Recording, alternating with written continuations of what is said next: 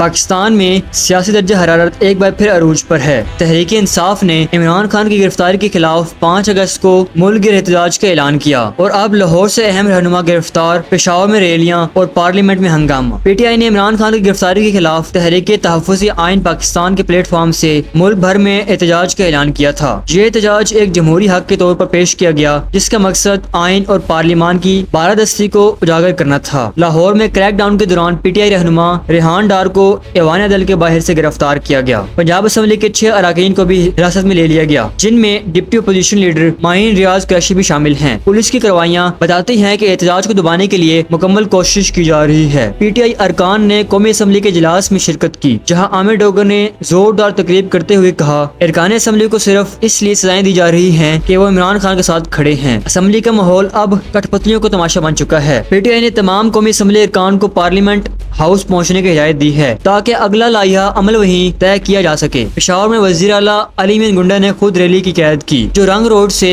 قلعہ بالا حصار تک نکالی گئی۔ ریلی میں عوام کی بڑی تعداد نے شرکت کی جس سے واضح پیغام گیا کہ پی ٹی آئی سڑکوں پر بھی متحرک ہیں۔ سینئر سائنسدان جاوید ہاشمی نے کہا یہ احتجاج جمہوری عمل کا حصہ ہے۔ وقت آ گیا ہے کہ ہم سب مل کر پاکستان کو آزاد کرائیں، ایک ایسا پاکستان جہاں عوام کی رائے اور پارلیمان کی بالادستی ہو۔ پاکستان کی سیاست اس وقت نازک موڑ پہ ہے، ایک طرف حکومت کا دباؤ، دوسری طرف اپوزیشن کا احتجاج۔ عوام کس کے ساتھ ہیں یہ وقت بتائے گا۔ آپ اس احتجاج کے بارے میں کیا سوچتے ہیں؟ کیا یہ جمہوری حق ہے یا سیاسی انتقام؟ کمنٹس میں اپنی رائے ضرور دیں۔